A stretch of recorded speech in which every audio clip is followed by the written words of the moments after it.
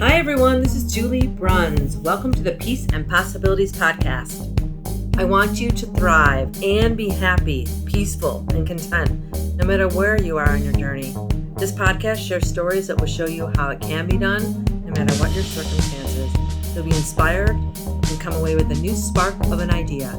Never forget, anything is possible. New episodes are released every Wednesday.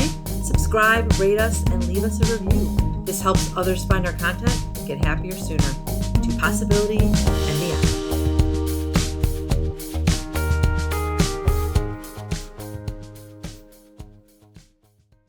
Welcome, everyone. So my guest today is Ed DuCoin. And Ed and I met through a networking group that we're both in called V50. And I was talking about this with one of my guests recently and how much I love the group. And I don't know how you came to know about it, Ed, but for anyone that's listening and interested in it, it's just a wonderful group of people that want to connect other good people to do business and help each other. And it really is just a very helpful network of people. And John was saying, like, there's no competition. And I'm like, you don't ever feel competitive with anyone in the group. It's just like, what do you do? How can we help you? And how can we help connect you to the right people? So I'm glad we met, and I'm really glad I'm part of that group. Yes, it's a great group. Yeah. So, all right. So I know very little about you, Ed, other than that you wanted to talk about what you love, that you do what you love, and on this podcast today. So the question I always start with is, what do you do now? And did you always see yourself with this career growing up, or when you were in school or whatever, or was it one of those things where you wound up here accidentally? Tell everyone what you do. I wound up here with an absolute complete focus, but ended up getting here completely by accident. Ooh, tell me. I started my first business, and it sounds silly, but it was true. I had a ski tours company when I was 13. What was it called? It was called Audubon Ski Tours, where I grew up in. Oh, ski tour. Okay. Yeah, ski tours. So just a good way for me to be able to go to the Poconos to ski for free. Look at that. I cut my nose. This is great. I'm on video with a. Aww. But it's all good. Anyway, so I started a company, my big company, it really was a legitimate company that I started when I was 18 with exactly $102. That was back in 1984. And 16 years later, we had over 1,000 employees. We were doing 25 million in sales, never had a penny of outside investment, and ended up being part of a roll-up that took that company public on NASDAQ. Wow. Yeah, it was good. You love skiing? You just wanted to be around skiing? Well, no. That was the skiing was when I was much, much younger. That was to ski for free when I was in high school. But the company was impact marketing. And the funny thing is I'm still in marketing, but there was a big gap in the middle from the time we took the company public to getting here today, where I got out of marketing and was involved in NASCAR and banking and other types of consulting. But to answer your question directly, I've always been an entrepreneur. I always will be an entrepreneur. I think it's funny where people talk now that I'm getting older, and I have friends that were police officers or things like that, where they retire and they're bored, or other people that are a little bit older. I'm 55 that are bored. It's like, I'll never retire. I mean, look at what's happening right now with the various leaders of our country. Nancy Pelosi's 80 years old. I've got 25 years to go till I could even get to that. So wow. I expect to always be in business. And I'll probably live a lot longer that way, because I think if I stopped, I would stop permanently. There's research around that, actually. And I feel the same way. I used to think, like, gosh, retire and do whatever I want. It's like, no, once you find that something that you love doing every day, it keeps you alive, it keeps you purposeful. It's better for you mentally and physically. There's scientific research that proves this, that if you kind of stop doing something and wake up every day and don't have a purpose, that you die slowly. So I think if you don't do how you're defined, or how you define yourself, being honest, you sent me some questions that we'll discuss, so I could be a little bit prepared, which I appreciate. And one of the areas I think we're going to delve into is, how can people be successful in your career? But once you define yourself as something, and that something then is taken away, it could be a professional athlete, it could be a mom, could be, a police officer. When that's taken away, if there's not something to replace it that's equal to or better, you literally will die inside. Mhm. Fortunately, as an entrepreneur, I never have to retire. Yeah, and even if you're thinking, okay, I don't know if I want to be an entrepreneur, or I'm not going to be, or whatever, you don't want to own your own business. If you only define yourself by the thing that you do, and then you get laid off from that job. Yeah, that happened to my dad in his early 50s, actually, and he kind of went into a depression until he decided, oh, yeah, he got a master's degree in writing because he loves writing. He's really good at it. But yeah, if that's the only thing that defines you, it's dangerous. So it's like, that's why it's so important to have hobbies and other things that you enjoy. But then if you keep going towards those things that do bring you that peace and that joy and that fulfillment, you're never going to be bored. You're never going to be bored, and you're never going to not want to work and get up every day, because you're going to be doing something you enjoy, at least part of the day. Yeah, you got to think about that. I think the unhappiest people, or if you flip it the other way, the happiest people are those that wake up every day with a purpose. Mhm. And it could be anything, volunteer work. I mean, it's funny, you look at Bill Gates. I mean, all he does now is volunteer work. I mean, and what makes him incredibly generous is the fact that, I mean, there was some things written about Bill Gates earlier, like mid career with Microsoft, where he knew that he couldn't be exceptionally great. Matter of fact, I actually have a quote I see all the time near my desk with about Bill Gates. He said, "Only with a complete dedication and focus can you accomplish world-class things." So he focused on Microsoft, got him to the point where he was a gazillionaire, and then now can have a major impact on humanity. But he waited. I mean, I'm sure he did many charitable and things mid or early in his career and mid, but he knew that he had to be dedicated and focused. And I think that he's going to end up being better known generations from now to the effect that he's had with the Gates Foundation than he would with Microsoft. His philanthropy, I know, and I love seeing examples of people that have accumulated that kind of wealth, whether they worked for it, earned it, or given it, that take it and do really, really good things with it. That's what makes me very happy. Yeah. Yeah. But I do think that it's very sad. I mean, we all know, dozens, if not hundreds, or even more people. And, I know the people that really don't have a definition of who they are that gives them passion. Yeah. I mean, it doesn't really matter whether you go sit at a cubicle from 9 to 5. If you're doing something if that's what your passion is, great. If you have passion in other parts of your life, well, who cares that you're making less than your other? I mean, I know very, very, very wealthy people that are real unhappy SOBs, and I Mhm. know people that live in a nice little home and are just loving life. Yep. Yep. That just goes to show you. We used to tell our kids that too when we were younger. We were like, money doesn't buy happiness. And here's some examples of those, if you're wondering.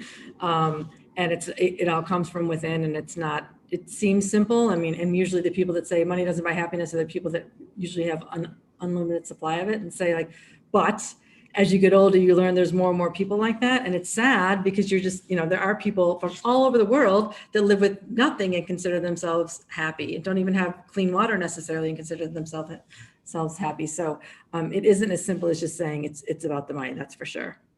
So when you started that company, and then you had the next company, and then sold it, were you like, okay, I'm going to keep being an entrepreneur because I love this and I love working for myself? Or were you more like, I want to do these things, and these things lend themselves to having my own business? That was a very weird time. I mean, the company, I literally was living the dream, spending some time on private jets, traveling all over the country for business. I, I mean, we went public with Montgomery Securities and Lehman Brothers, which at the time, Lehman Brothers, that was a name to brag about. I had Tommaso Zanzato, who was the CEO of Hilton Hotels, on my board, Howard Clark, who was the vice chairman of Lehman Brothers. So, it was pretty badass doing some of those things. And then, 2000 hit, in 2001 with the fall of NASDAQ. I only left because there was nothing else for me to do. When the company, we got acquired by a bigger firm, and there was just really no role for me. But I think that that was an interesting time because I kind of went on without a plan. Um, and definitely, you know, I often think back to, boy, you know, uh, January 1st, 2001, if I could just have a 10-minute conversation with myself. Basically, I'd say, take all that money and buy Amazon. But, Yeah, yeah. um, you know, and I've done that calculation. If I took that money and just put it in No, Amazon. don't do that. Yeah, but it's okay because, you know, the thing is, I probably would have bought a Ferrari and I probably would have been driving down the Atlantic City Expressway from, you know, Philadelphia to the Jersey Shore. And I probably would have been going too fast and I probably would have hit a deer and died, you know? Mm, So it just, life is what it is. You know, as long as you've, I mean, it sounds so silly, but I think the only thing that you just can't come back from, well, that's not even true, you can come back from, but I mean, there's a few things that you can just pretty mentally define that are horrific that could happen in one's life. But other than that, it's just lessons, you mhm. know. I mean, I know two people that were extremely wealthy, somewhat famous, that there was many times between 2001 and maybe 5 years ago that I was like, oh, I wish I could have traded my life with theirs, and they're both dead, Mm, you know, one from suicide and one from cancer. wow. So, you know, it kind of is what it is. And you just keep moving forward as long as you're able to. Yes, that's for sure. So as you were building those companies and then going to the next role and the next role, what was keeping you, were some of the things you were just mentioning, keeping you peaceful and content? And it sounds like you just always had this optimistic mindset and growth mindset, keeping you peaceful and content along the way, or just like, you just knew things were happening how they should happen? Or was it more like, did you have certain practices in place and you just got up every day and said, I'm going to do something that's important? Or how did you? Well, one of the things, it's interesting because people, I think it's pretty insulting and somewhat arrogant when many people, even people that are going to be watching this, think, oh, I'm going to start a business and I'm going to be an entrepreneur. You don't go to the local airport and hop in a plane and say, I'm going to be a pilot. Right. Or you don't go hop down to your hospital and say, you know, I'm going to perform surgery today on a human being. Right. And what, you know, and sometimes it's fun, especially if you're giving a presentation or working within a group and, you know, you can be a little bit, you know, direct or whatever. It's like, how dare you? What gives you the right to think you can do what I do just because you've made the choice to do it? And statistically, you can't do it. You know, the whole thing, 80% of the businesses go out within the first few years. You know, and so I think the first thing is, as an entrepreneur, there's so many adjectives. I mean, you have to love it. You have to be challenged by it. It has to be your passion. I put together a quote a while ago. Yeah, one of the things, like on Twitter, you'll never see me, or rarely see me, I can't say never, quoting somebody else, because it's like, you know, just, you know, that's such a cop out. You know, I mean, I think there's some awesome quotes out there, Yeah. and I've done it. But like one of the quotes I wrote one time is, you know, all warriors are soldiers, but not all soldiers are warriors. All entrepreneurs are business people, but not all business people are entrepreneurs. To be an entrepreneur, you have to be a warrior, you know? And the thing about it is, this is just a silly old guess of mine, I would bet about 90% of business owners are not entrepreneurs. Because to me, the definition of entrepreneur is somebody that's building something that's replicatable and can grow and is unique. So, you know, and there's a healthy debate. Is a franchise owner an entrepreneur? Or are they a business owner? You know, an entrepreneur has to be a business owner, but does a business owner have to be an entrepreneur? And I'll tell you, I have no desire to run a business. Absolutely none. You know, if I was to come in and there was a policy and procedure manual and, you know, you turn on the lights at 8 o'clock and you turn them off at 9 o'clock PM, whatever, that's great. And a lot of people do extremely well, but it's the drive of an entrepreneur that turns me on, of creating and inventing. You know, one of the things,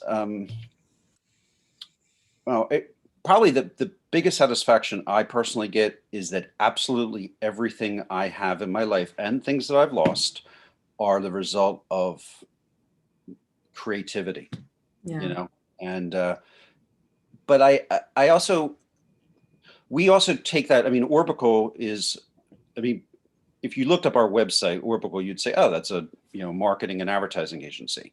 What we really position ourselves is a business consulting firm disguised as a marketing and advertising agency, because we ask different questions and we, get in fairly deep with a client very quickly. So oftentimes when people come to us, especially people that are a startup or just starting up, we'll talk ourselves out of getting the business. And frankly, I can tell, again, I'm going to round this number way down, but I've been doing this for, over 30 years. I can guarantee you there's been at least 30 people that I've told, do not start your business. I've been at again, if people are saying this throughout the country, but if Jersey, we got diners, and I've been at a lot of breakfasts where people were telling me, one particular happened not too long ago. A guy cashed out some sort of fund, retirement or whatever, and was going to invest $50,000 in this new killer app. And he's telling me all about it. And I said, look, I'm not being rude. I'm just trying to see if I can help you. And I'm Googling it. And I turned the computer around and said, you mean this? And he's like, oh, I didn't even know. It's like, You're just, yeah. Come on. Without doing the research. You're about to spend 50 grand on something that I found in 5 minutes. And that's an extreme example. But the point is, you can't just will yourself. Well, I guess you can will yourself, but you just can't say I'm going to be an entrepreneur, just like you can't say I'm going to be a pilot. It takes work, it takes dedication. And I think where we have a lot of integrity is working with clients and helping people. We've probably helped as many people not start a business or not expand or not go into something new because they couldn't defend it, than we have actually working with people to take a great idea and expand it or start it. Yeah, it's interesting that you're bringing that up, and it's important because it's not, they're probably not happy to hear what you're saying to them when you're saying it, if they're not supposed to be doing it, but they can't answer the questions and they're not thinking about it the right way, and then they're not going to be successful. They're wasting their time and their money. And some people, just like you said, make a decision. All right, I'm just going to do this, and they haven't thought everything through. And then later they've lost their 401k or their house or whatever they need. Actually, the one guy I was talking about, it was his kid's college education. It's like, dude, what are you talking about? Yeah. And the thing is, it's really hard for me to do that because I'm not an ass. I want to be a cheerleader. I want to promote people. I want to be enthusiastic. I mean, optimistic, Orbital, each letter stands for something. And, the O is optimism. But on the other hand, if you can't defend your position, I do have a lot of experience, and I'm very fortunate. I've got many, many years of experience working with VCs and especially angel investors and angel groups. And, just because you have a great idea, if your idea isn't the best in the room, you can have a great idea, but if it's not the best in the room, then you're not going to get the funding. Yeah. I studied years ago to build the company. There were certain things we did that, like looking back, were pretty neat. And one was we studied the book In Search of Excellence. And in that book, it talks about 3M, and 3M stands for, in their minds, margin, margin, margin. And they had a lot of great products where they invested hundreds of thousands of dollars to the board said no, because I'm going to invest, $10 million in project A, and I'm going to get a 5% margin, or, $50 million in project B, but I'm going to get a 40% margin. Right. And so they would, just scrap project A, even if they invested hundreds of thousands of dollars in it, because it comes down to you being able to defend your position. And, that's actually funny because it also leads into where the world is today. I literally had a conversation a couple hours ago. That was, unfortunately, the riots that happened in DC. And, I'm not going to tell you what side I'm on or if I'm Republican, Democrat. That's not really relevant. But what's relevant is a statement was made. I said, I'm curious about that. Can you tell me more? They couldn't. Yeah. There was no backup. There was no validation of it. And so that's what I look for with clients and or anybody that's seeking advice is, you know,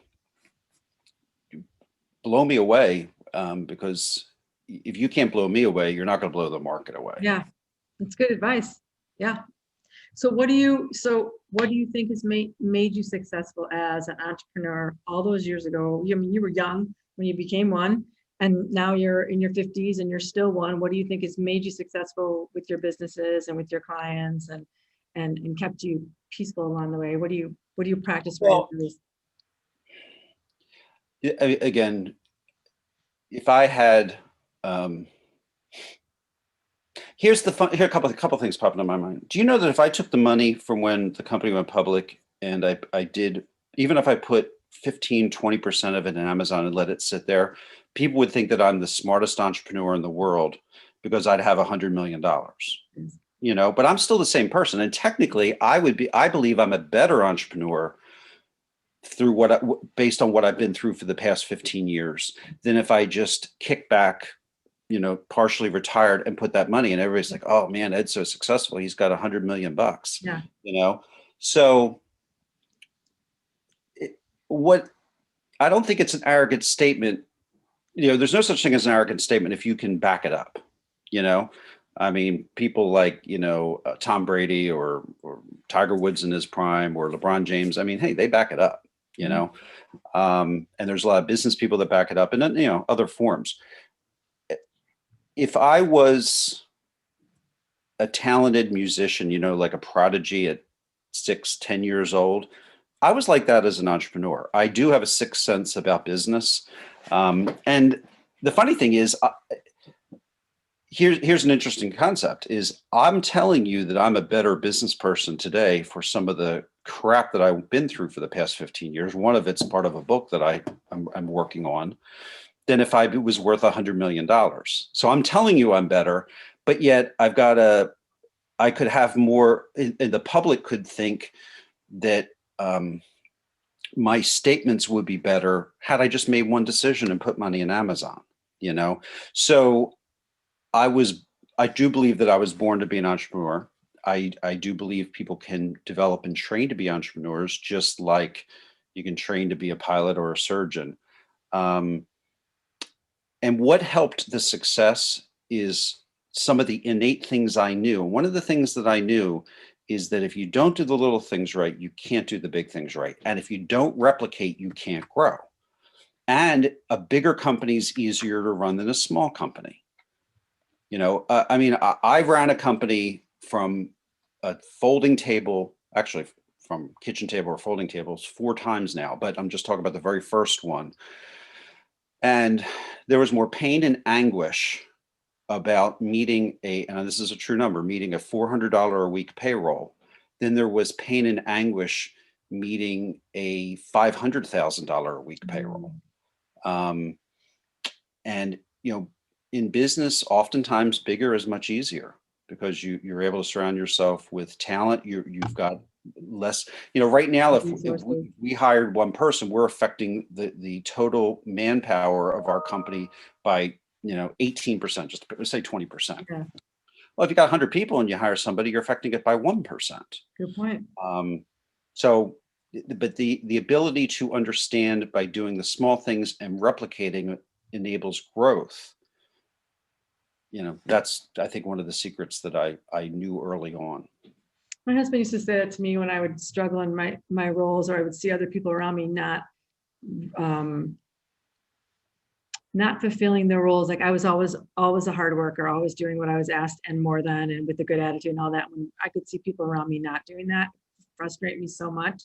And I would say to my husband, well, they're not doing what they're supposed to be doing. They don't think they're in the right role, and they're going to get, you know, they're pissed off, whatever. And they think they should be in a different place or whatever. My husband's like, they're never going to get to a different place until they're doing what they're doing well. Do you think the people around them are going, they're kind of slacking now, so I think I'll promote them and then they're going to do great? He's like, they're not. He's like, you don't have to worry about them coming around to get into a role that you want to get into. They're not going to go there because he's like, how could they prove that they could do anything bigger if they can't even do the little things well?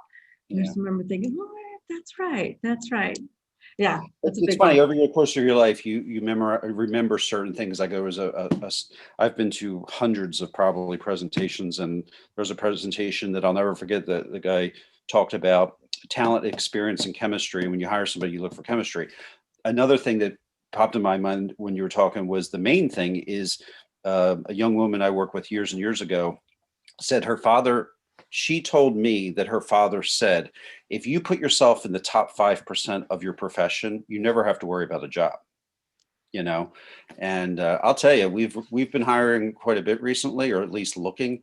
It is scary, these resumes that you Mhm. get, typos, grammar, Mhm. it's like, it's just, it's kind of sad. It is sad. We tell our kids, it doesn't take a lot to impress people these days, because even with the great education, if you can't like notice the typos in your resume or whatever, and you can do all those little things really well, you're way ahead of the game, because there's people thinking that those things don't matter, and all of it matters. Everything matters. Yeah. The Yeah. littlest things matter for Yeah. sure.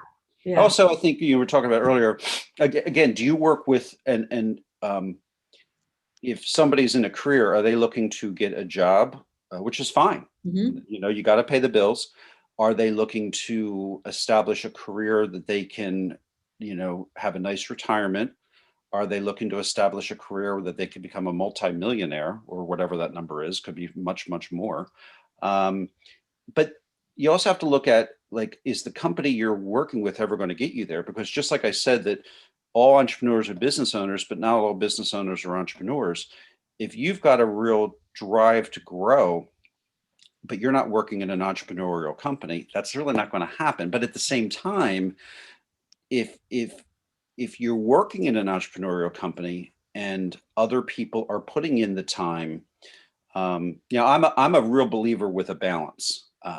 I've worked with people that have bragged that they've worked 60 plus hours a week and they did jack crap. I mean, It's the not work yeah. product wasn't great. And I've worked with people that, a few people pop in my mind that they would show up at work, maybe 5 minutes before everybody else was. It wasn't like they were there at 6 o'clock in the morning and they'd, leave on time. But man, their work product was phenomenal. Mhm.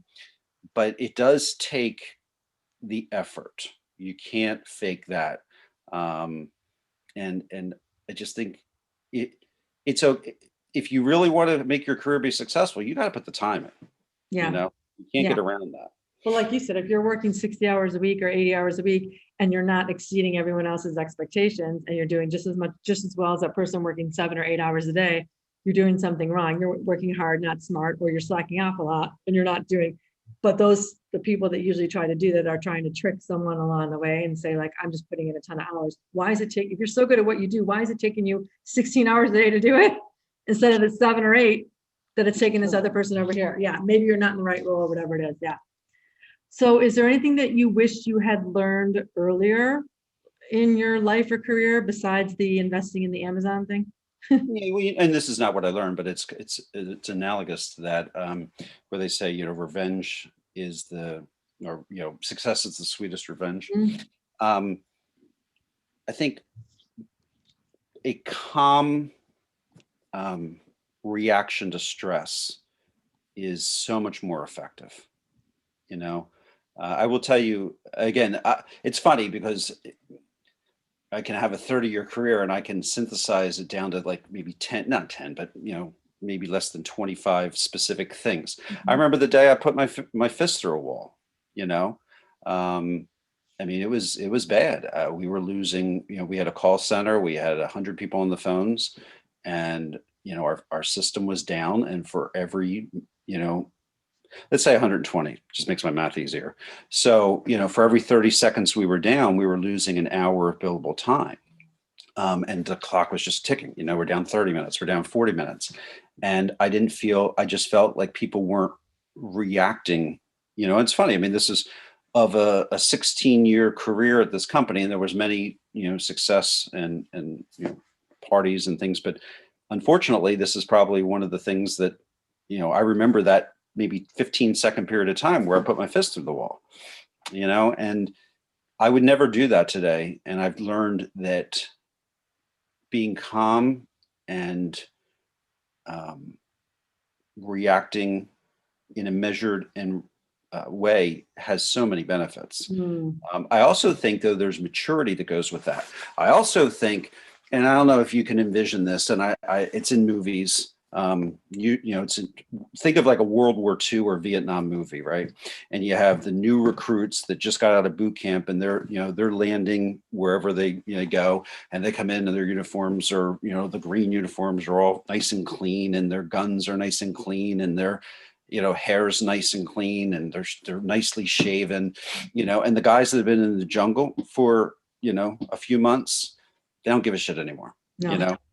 They got beards, and they're messy, and they're dirty. Yep. And and then sometimes in these movies where that night a bomb will go off, or something will explode a half a mile away, and all the guys that have been in the field don't even notice it. They don't even flinch, and the new recruits like jump up, and they're freaking out. It's like, oh my God, what's going on? Mm-hmm.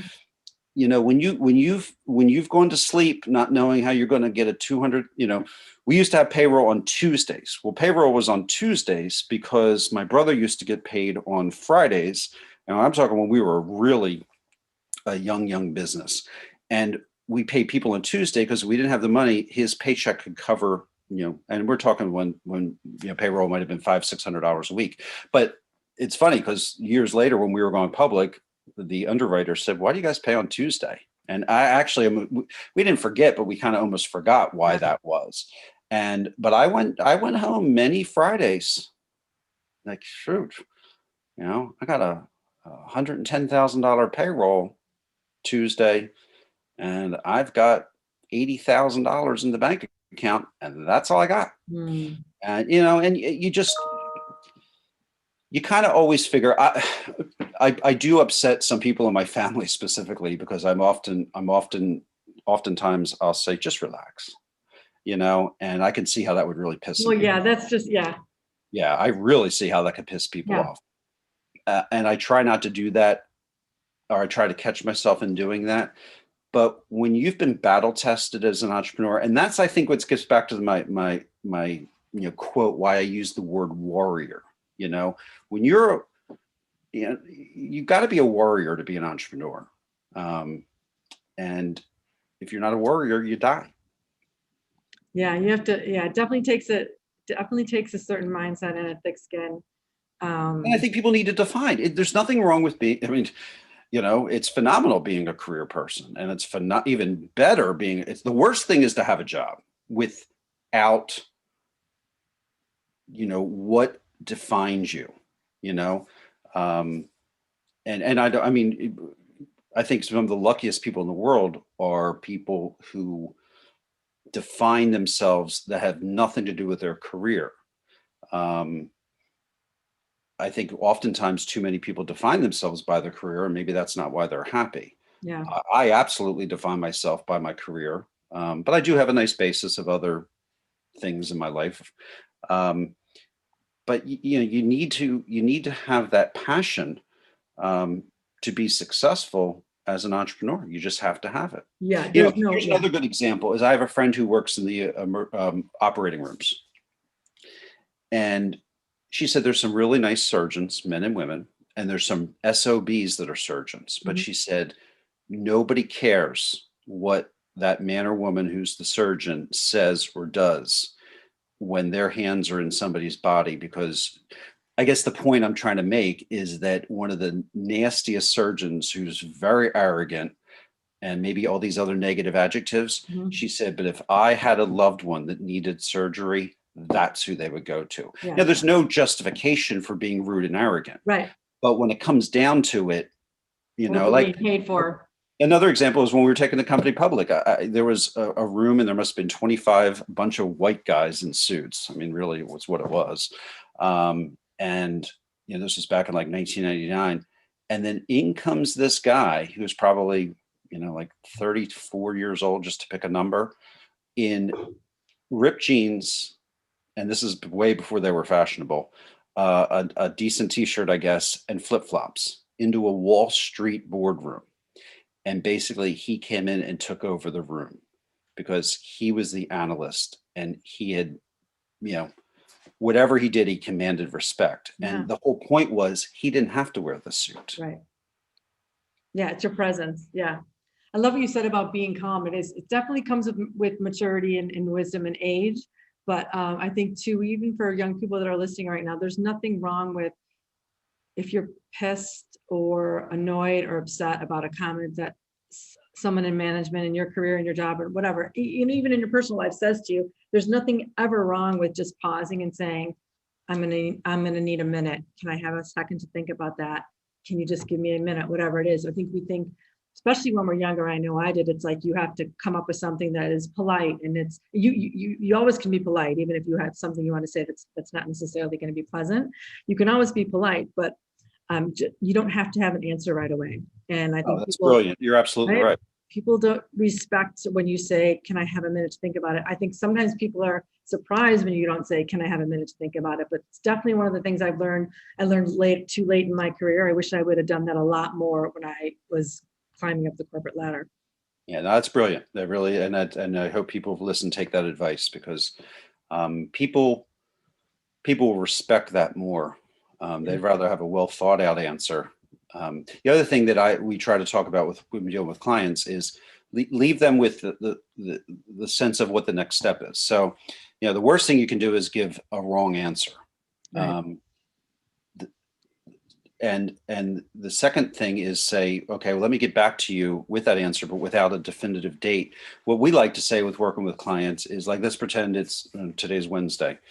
If you ask me a question, I don't have that answer, but you know what? I'm going to get back to you by noon tomorrow. Now, I may have the answer, I may not have the answer, but I'm going to give you an update by noon. Right.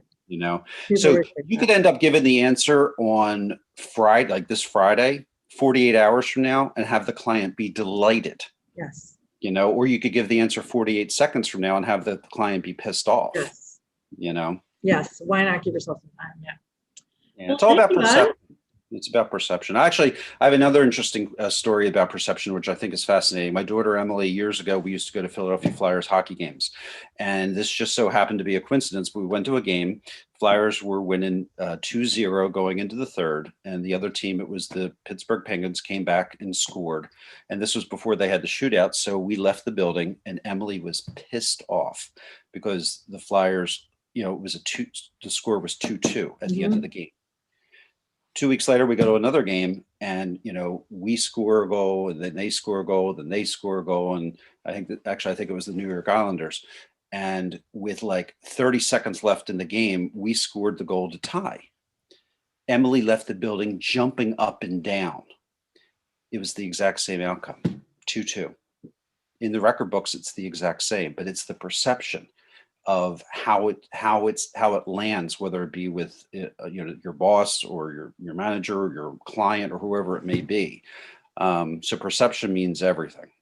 Perception, for sure. Which is why it's part of my book title, my new book title that's coming out on February 10th. It's called Peace, Possibilities, and Perspective. Perspective is so. That's why I brought that whole thing up. Yeah. Perfect.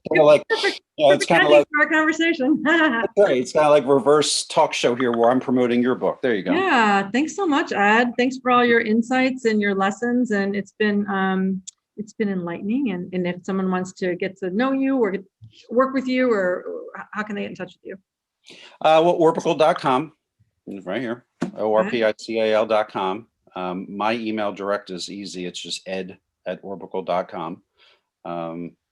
And I tend to, I do get many questions asked, and unfortunately for me, but I think this is good, 98% of the time they get well thought out answers with no, it's not like charging people for that type of thing. So if there's people that have some questions about business, or I'd be happy to help, because what happens is, of those 98, 1 or 2 of them say, you know what, you got to talk to so-and-so, and then they end up becoming a huge client. It's like we talked about V50. Look, V50, why that's so successful, really, they believe in the law of reciprocity. You get what you give. You have to give first to get.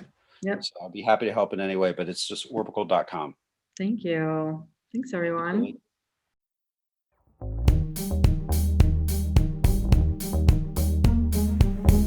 Thanks for listening. If you love this content, please rate us 5 stars on Apple Podcasts or whichever platform you found us on. You can get all my social media links in the description below. Help us keep the momentum going so that every person can live their lives happily, doing work they love.